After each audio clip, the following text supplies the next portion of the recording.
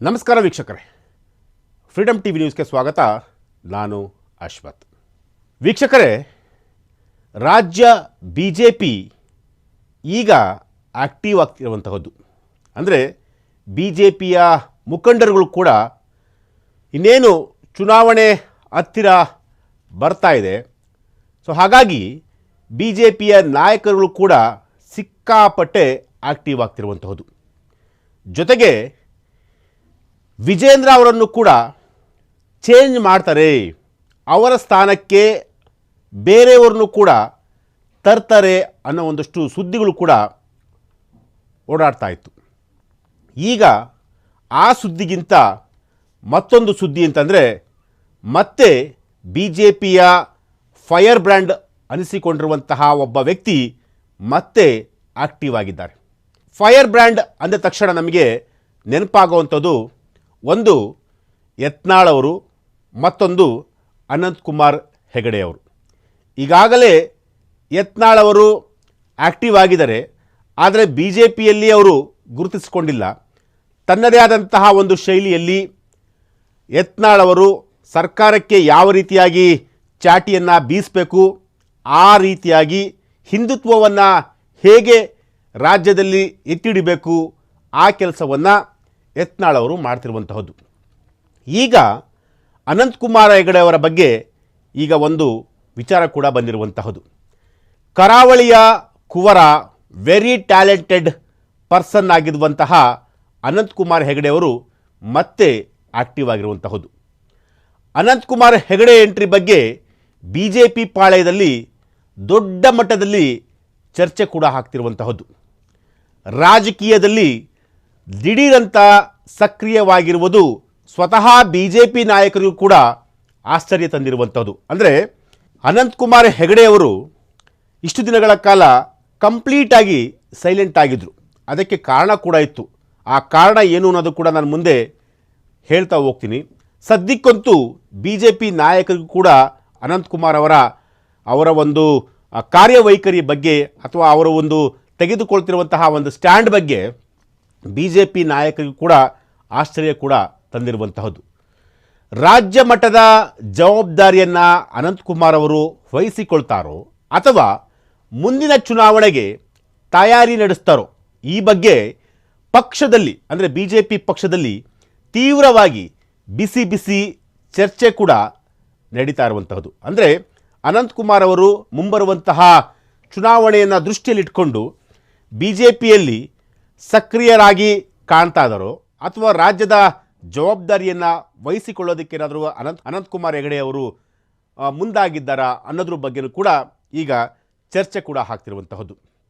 ಅಂದರೆ ಹಿಂದುತ್ವದ fire brand ಅಂತ ಹೇಳಿ ಗುರುತಿಸಿಕೊಂಡಿರುವಂತಹ ಅನಂತಕುಮಾರ್ ಹೆಗಡೆ ಸಂಘಟನಾ ದೃಷ್ಟಿಯಿಂದ ಪಕ್ಷಕ್ಕೆ ಸಾಕಷ್ಟು ಶಕ್ತಿಯನ್ನು ಕೂಡ ನೀಡಬಲ್ಲರು ಎಂಬ ಮಾತುಗಳು ಕೂಡ ಈಗ ಪಕ್ಷದಲ್ಲಿ ಕೇಳ್ತಾ ಇರುವಂಥದ್ದು. ಅಂದರೆ ಆ ಒಂದು ಭಾಗದಲ್ಲಿ, ಕರಾವಳಿ ಭಾಗದಲ್ಲಿ ಅನಂತಕುಮಾರ್ ಅವರ ಒಂದೊಂದು ಮಾತು ಕೂಡ ಒಂದು ಬೆಂಕಿಯ ಹುಂಡೆ ಥರ.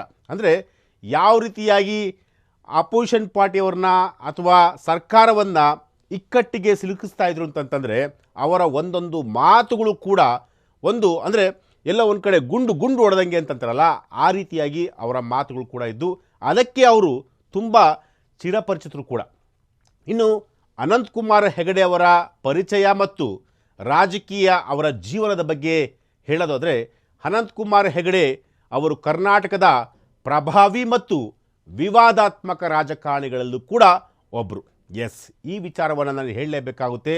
ಯಾಕೆಂತಂದರೆ ಅನಂತಕುಮಾರ್ ಹೆಗಡೆಯವರು ಸಾಕಷ್ಟು ವಿವಾದಗಳನ್ನು ಎಳೆದುಕೊಳ್ಳುವಂತಹ ವ್ಯಕ್ತಿ. ಅಂದರೆ ಅವರ ಮಾತುಗಳಿಂದಲೇ ವಿವಾದಗಳನ್ನು ಎಳೆದುಕೊಳ್ಳುವಂತಹ ವ್ಯಕ್ತಿ. ಅಂದರೆ ಅದು ಯಾವ ರೀತಿಯಾಗಿ ಮಾತನಾಡ್ತಿದ್ರು ಅಂತಂತಂದರೆ, ಏನೇ ಒಂದು ಮಾತನ್ನು ಹಾಡಿದಂತಹ ಸಂದರ್ಭದಲ್ಲೂ ಕೂಡ ಅದು ಕಾಂಟ್ರವರ್ಸಿಗೆ ಸಿಕ್ಕಿ ಹಾಕಿಕೊಳ್ಳುವಂತಹ ವಿಚಾರಗಳು. ಸೊ ಹಾಗಾಗಿ ಅನಂತಕುಮಾರ್ ಹೆಗಡೆಯವರ ಒಂದು ವೈಯಕ್ತಿಕ ವಿಚಾರದ ಬಗ್ಗೆ ಮಾತನಾಡಿದ್ದಾರೆ. ಅವರು ಮೇ 20, 1968ರಲ್ಲಿ ಶಿರಸಿಯಲ್ಲಿ ಅವರು ಜನನ ಹೊಂದಿದ್ರು. ಜೊತೆಗೆ BA ಪದವೀಧರರು ಕೂಡ. ಇನ್ನು ಕಾಲೇಜು ದಿನಗಳಿಂದಲೇ ಕೂಡ RSS ಮತ್ತು ABVP ಕಾರ್ಯಕರ್ತರಾಗಿ ಗುರುತಿಸಿಕೊಂಡಂತಹ ಒಬ್ಬ ವ್ಯಕ್ತಿ. ಇನ್ನು ರಾಜಕೀಯ ಸಾಧನೆ ಬಗ್ಗೆ ಅಥವಾ ರಾಜಕೀಯ ಜೀವನದ ಬಗ್ಗೆ ಅವರ ಬಗ್ಗೆ ಹೇಳೋದಾರೆ 6 ಬಾರಿ ಸಂಸದರಾಗಿದ್ದಂಥವರು, ಒಂದಲ್ಲ ಎರಡಲ್ಲ ಬರೋಬ್ಬರಿ 6 ಬಾರಿ ಸಂಸದರಾಗಿದ್ದಂಥವರು. ಉತ್ತರ ಕನ್ನಡ ಲೋಕಸಭಾ ಕ್ಷೇತ್ರದಿಂದ 6 ಬಾರಿ 1996ರಿಂದ 2019ರವರೆಗೂ ಕೂಡ ಅನಂತಕುಮಾರ್ ಹೆಗಡೆ ಅವರು ಸಂಸದರಾಗಿ ಕೆಲಸವನ್ನು ಮಾಡಿದಂತಹ ಒಬ್ಬ ಧೀಮಂತ ರಾಜಕಾರಣಿ ಅಂದರೂ ಕೂಡ ತಪ್ಪಾಗಿಲ್ಲ. ಜೊತೆಗೆ ಪ್ರಧಾನಿ ಮೋದಿಯವರ ಮೊದಲ ಅವಧಿಯ ಸಂಪುಟದಲ್ಲಿ ಕೌಶಲ್ಯಾಭಿವೃದ್ಧಿ ಮತ್ತು ಉದ್ಯಮಶೀಲತಾ ಇಲಾಖೆಯ ರಾಜ್ಯ ಸಚಿವರಾಗಿ ಕಾರ್ಯವನ್ನು ನಿರ್ವಹಿಸಿದಂತಹ ಒಂದು ಶಕ್ತಿ ಅನಂತಕುಮಾರ್ ಅವರಿಗೆ ಇರುವಂತಹದ್ದು. ಇನ್ನು ಕದಂಬ ಸಂಸ್ಥೆ ಅಂತೇಳಿ, ಅಂದರೆ ಗ್ರಾಮೀಣಾಭಿವೃದ್ಧಿಗಾಗಿ ಕದಂಬ ಎಂಬ ಸಂಸ್ಥೆಯನ್ನು ಸ್ಥಾಪಿಸಿ ಸಾಮಾಜಿಕ ಕಾರ್ಯಗಳಲ್ಲೂ ಕೂಡ ತೊಡಗಿಸಿಕೊಂಡಿರುವಂತಹ ವ್ಯಕ್ತಿ. ಇನ್ನು ಇಷ್ಟೆಲ್ಲ ರಾಜಕೀಯದಲ್ಲಿ ಅವರು ಗಣನೀಯವಾಗಿ ಸಾಧನೆಯನ್ನು ಮಾಡಿದಂತಹ ಒಬ್ಬ ಧೀಮಂತ ರಾಜಕಾರಣಿ ಎನಿಸಿಕೊಂಡಿರೋದ್ರಲ್ಲಿ ಡೌಟೇ ಇಲ್ಲ. ಆದರೆ ಅವರ ಮೇಲೆ ಒಂದಷ್ಟು ವಿವಾದಗಳು ಕೂಡ ಇರುವಂತಹದ್ದು. ಅಂದರೆ ನಾನು ಮೊದಲೇ ಹೇಳಿದಂತೆ ಅವರು ಏನೇ ಮಾತನಾಡಿದ್ರೂ ಕೂಡ ಒಂದಷ್ಟು ವಿವಾದಗಳು, ಒಂದಷ್ಟು ಕಾಂಟ್ರವರ್ಸಿಗಳು ಅವರ ಮೇಲಿರುವಂಥದ್ದು.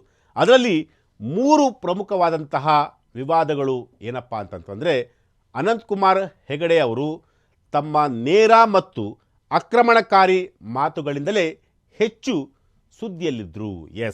ಯಾಕೆಂತಂದರೆ ನಾನು ಆಗಲೇ ಹೇಳ್ದಂಗೆ ಅವರು ಏನೇ ಮಾತನಾಡಿದ್ರು ಕೂಡ ಅವರ ಒಂದೊಂದು ಮಾತು ಕೂಡ ಬೆಂಕಿಯ ಹುಂಡೆ ಥರ ಇದ್ದು, ಅಂದರೆ ಏನೇ ಮಾತನಾಡಿದ್ರು ಕೂಡ ಒಂದು ಕಾಂಟ್ರವರ್ಸಿ ಮಟ್ಟಕ್ಕೆ ಹೋಗಿ ತಲುಪುವಂತಹ ಮಾತುಗಳನ್ನೇ ಆಡ್ತಾಯಿದ್ರು. ಜೊತೆಗೆ ಸಂವಿಧಾನ ಬದಲಾವಣೆ ಹೇಳಿಕೆ, ಅಂದರೆ ನೀವು ನಂಬಲ್ಲ, ಈ ವಿಚಾರ ಇದೆಯಲ್ಲ, ಈ ವಿಚಾರ ಅನಂತಕುಮಾರ್ ಹೆಗಡೆಯವರ ಇಮೇಜನ್ನೇ ಡೌನ್ ಮಾಡಿಬಿಟ್ಟಿತ್ತು ಅಂತ ಹೇಳ್ಬೋದು. ಯಾಕೆಂತಂದರೆ ಸಂವಿಧಾನವನ್ನು ಕಂಪ್ಲೀಟಾಗಿ ಬದಲಾವಣೆ ಮಾಡಬೇಕು ಅಂತ ಹೇಳಿ ಒಂದು ಹೇಳಿಕೆಯನ್ನು ಕೊಟ್ಟಿದ್ದರು.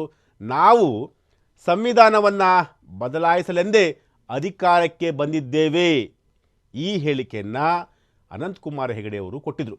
ಇದು ರಾಜ್ಯ ಮಾತ್ರವಲ್ಲ, ರಾಷ್ಟ್ರ ಮಟ್ಟದಲ್ಲೂ ಕೂಡ ನೀವು ನಂಬಲ್ಲ, ಈ ವಿಚಾರ, ಈ ಮ್ಯಾಟ್ರ್ ಯಾವ ರೀತಿಯಾಗಿತ್ತು ಅಂತಂತಂದರೆ, ಒಂದು ಸಮುದಾಯ ಇವರ ಮೇಲೆ ಎಗರಿ ಬಿದ್ದುಬಿಟ್ಟಿತ್ತು. ಅಂದರೆ ಯಾವ ಮಟ್ಟಿಗೆ ಅಂತಂತಂದರೆ, ಅನಂತಕುಮಾರ್ ಅವರ ರಾಜಕೀಯ ಕೆರಿಯರನ್ನೇ ಬೂಸ್ಟ್ ಮಾಡಬೇಕು, ಕೆರಿಯರನ್ನೇ ಅವ್ರನ್ನ ನಾಶ ಮಾಡಬೇಕು ಅನ್ನೋ ಒಂದು ಮಟ್ಟಕ್ಕೆ ಆ ರೀತಿಯಾಗಿ ಈ ಒಂದು ಹೇಳಿಕೆ ದೊಡ್ಡ ಮಟ್ಟದಲ್ಲಿ, ಅಂದರೆ ರಾಷ್ಟ್ರ ಮಟ್ಟದಲ್ಲೂ ಕೂಡ ಇದು ಚರ್ಚೆಗೆ ಕಾರಣವಾಗಿತ್ತು. ಜೊತೆಗೆ ಗಾಂಧೀಜಿಯವರ ಬಗ್ಗೆ ಪದೇ ಪದೇ ಅವರು ಟೀಕೆ ಮಾಡ್ತಲೇ ಇದ್ದರು. ಅಂದರೆ ಮಹಾತ್ಮ ಗಾಂಧೀಜಿಯವರು ಸ್ವಾತಂತ್ರ್ಯ ಹೋರಾಟವನ್ನು ನಾಟಕ ಎಂದು ಕರೆದು ಟೀಕೆ ಮಾಡಿದಂತಹ ವ್ಯಕ್ತಿ. ಅಂದರೆ ಗಾಂಧೀಜಿಯವರ ಬಗ್ಗೆ ಅವರು ಏನು ಇಂಡಿಪೆಂಡೆನ್ಸ್ ಡೇ, ಅಂದರೆ ಸ್ವಾತಂತ್ರ್ಯವನ್ನು ತಂದುಕೊಟ್ಟಂಥ ಒಂದು ಹೋರಾಟ ಇದೆಯಲ್ಲ, ಆ ಹೋರಾಟವನ್ನು ನಾಟಕ ಎಂದು, ನಾಟಕ ಅಂತಂತೆ ಕರೆದುಬಿಟ್ಟು ಒಂದು ಟೀಕೆ ಮಾಡಿದರು. ಸೊ ಇದು ಕೂಡ ಭಾರಿ ವಿವಾದಕ್ಕೆ ಕಾರಣ ಆಗಿತ್ತು. ಇನ್ನು ಜೊತೆಗೆ ರಸ್ತೆ ರಂಪಾಟ ಪ್ರಕರಣ ಕೂಡ, ಅಂದರೆ ಜೂನ್ 2025ರಲ್ಲಿ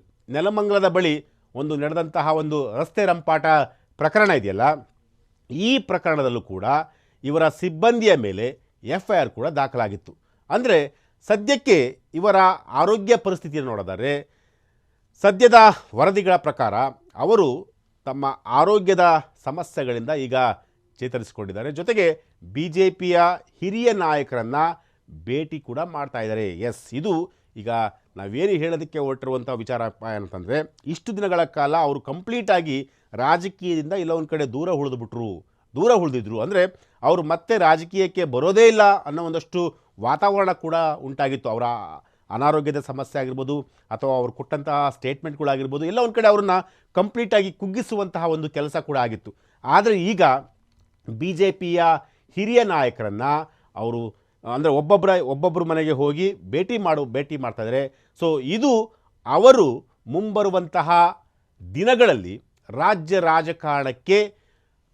ರಾಜಕಾರಣಕ್ಕೆ ಮತ್ತೆ ವಾಪಸ್ ಆಗುವಂತಹ ಒಂದು ಮುನ್ಸೂಚನೆ ಕೂಡ ಕೊಡ್ತಾ ಇರುವಂಥದ್ದು. ಸೊ ಹಾಗಾಗಿ ಮತ್ತೆ ಫೈರ್ ಬ್ರ್ಯಾಂಡ್ ಎನಿಸಿಕೊಂಡಿರುವಂತಹ ಅನಂತಕುಮಾರ್ ಹೆಗಡೆಯವರು ಮತ್ತೆ ರಾಜ್ಯ ರಾಜಕಾರಣಕ್ಕೆ ಮರುಕಳಿಸ್ತಾ ಇದ್ದಾರೆ. ಅಂದರೆ ಅವರು ಯಾವ ರೀತಿಯಾಗಿ ಮರುಕಳಿಸ್ತಾರೆ, ಏನಾದರೂ BJP ರಾಜ್ಯಾಧ್ಯಕ್ಷರಾಗಿ ಏನಾದರೂ ಅವರು ಸ್ಥಾನವನ್ನು ಅಲಂಕರಿಸ್ತಾರಾ, ಅಥವಾ ಮುಂಬರುವಂತಹ ಚುನಾವಣೆಯಲ್ಲಿ ರಾಜ್ಯದಿಂದ ಏನಾದರೂ ಸ್ಪರ್ಧೆ ಮಾಡ್ತಾರಾ, ಅಂದರೆ MLA ಎಲೆಕ್ಷನ್ಗೆ ಏನಾದರೂ ಸ್ಪರ್ಧೆ ಮಾಡ್ತಾರಾ ಗೊತ್ತಿಲ್ಲ. ಈ ಎಲ್ಲ ವಿಚಾರಗಳು ಕೂಡ ಈಗ BJP ವಲಯದಲ್ಲಿ ದೊಡ್ಡ ಮಟ್ಟದಲ್ಲಿ ಕೂಡ ಚರ್ಚೆ ಆಗ್ತಿರುವಂಥದ್ದು. ಸೊ ಹಾಗಾಗಿ ಅನಂತಕುಮಾರ್ ಹೆಗಡೆಯವರು ಮತ್ತೆ ರಾಜ್ಯ ರಾಜಕಾರಣಕ್ಕೆ ಮರುಕಳಿಸ್ತಾ ಇರುವಂಥದ್ದು. ಸೊ ಹಾಗಾಗಿ ಎಲ್ಲ ಒಂದು ಕಡೆ ಇಂತಹ ನಾಯಕರುಗಳು BJPಯಲ್ಲಿ ಇದ್ದರೆ BJP ಪಕ್ಷಕ್ಕೂ ಕೂಡ ಬೆಲೆ, ಜೊತೆಗೆ ರಾಜ್ಯದಲ್ಲೂ ಕೂಡ ಯಾರ್ಯಾರು ಒಂದಷ್ಟು ಬೇರೆ ಬೇರೆ ಕಳಂಕಿತ ರಾಜಕಾರಣಿಗಳು ಇದ್ದಾರಲ್ಲ ಅವರಿಗೆ ಕಂಪೇರ್ ಮಾಡಿಕೊಂಡ್ರೆ ಇವರು ಫಾರ್ ಬೆಟ್ರ್ ಅಂತ ಹೇಳ್ಬೋದು. ಯಾಕೆಂತಂದರೆ ಕೆಲವು ಅಂದರೆ 6 ಬಾರಿ ಸಂಸದರಾಗಿದ್ದಂಥವರು, ಜೊತೆಗೆ ಒಂದಷ್ಟು ಅನುಭವಿ ಇರುವಂತಹ ರಾಜಕಾರಣಿ, ಸುಖ ಸುಮ್ಮನೆ ಏನೇನೋ ಮಾತನಾಡಿ ಏನೇನೋ ಇದು ಮಾಡೋಕ್ಕೋಲ್ಲ. ಬಟ್ ಏನೇ ಮಾತನಾಡಿದ್ರು ಕೂಡ ಅದಕ್ಕೊಂದು ಅರ್ಥ ಇರುತ್ತೆ. ಜೊತೆಗೆ ಆ ಅರ್ಥದಲ್ಲೂ ಕೂಡ ಒಂದಷ್ಟು ಅನರ್ಥಗಳು ಕೂಡ ಆಗುವಂತಹ ಸಾಧ್ಯತೆ ಕೂಡ ಇರುತ್ತೆ. ಸೊ ಹಾಗಾಗಿ ಈಗ ಸದ್ಯಕ್ಕೇನಪ್ಪ ಅಂತಂದರೆ ರಾಜ್ಯ ರಾಜಕಾರಣಕ್ಕೆ ಅನಂತಕುಮಾರ್ ಹೆಗಡೆ ಅವರು ಹಿಂದುತ್ವವನ್ನು ಎತ್ತಿ ಹಿಡಿಯುವಂತಹ ಒಂದು ಕೆಲಸ ಯಾರಾದರೂ ಮಾಡಿದರೆ ಅಂತಂದರೆ ರಾಜ್ಯದಲ್ಲಿ ಅದು ಒಂದು ಯತ್ನಾಳ್ ಅವರು, ಜೊತೆಗೆ ಅನಂತಕುಮಾರ್ ಹೆಗಡೆ ಅವರು. ಸೊ ಹಾಗಾಗಿ ಈಗ ಅನಂತಕುಮಾರ್ ಹೆಗಡೆ ಅವರು ರಾಜ್ಯ ರಾಜಕಾರಣಕ್ಕೆ ಮರುಕಳಿಸ್ತಾ ಇರುವಂಥದ್ದು. ಎಸ್, ಇದು ಇವತ್ತಿನ ಒಂದು ವಿಚಾರ. ನಾಳೆ ಮತ್ತೊಂದು ವಿಚಾರದೊಂದಿಗೆ ನಾನು ನಿಮ್ಮನ್ನು ಭೇಟಿ ಆಗ್ತೀನಿ. ನಿರಂತರ ಸುದ್ದಿಗಾಗಿ ನೋಡ್ತಾ ಇರಿ ಫ್ರೀಡಮ್ ಟಿವಿ ನ್ಯೂಸ್. ಕ್ಷಣ ಕ್ಷಣದ ಸುದ್ದಿಗಳಿಗಾಗಿ ಫ್ರೀಡಮ್ ಟಿವಿ ಸಬ್ಸ್ಕ್ರೈಬ್ ಮಾಡಿ, ಲೈಕ್ ಮಾಡಿ ಹಾಗೂ ಫಾಲೋ ಮಾಡಿ. ಹೊಸ ಸುದ್ದಿಗಳ ನೋಟಿಫಿಕೇಶನ್ಗಾಗಿ ಬೆಲ್ ಐಕಾನ್ ಮೇಲೆ ಕ್ಲಿಕ್ ಮಾಡಿ.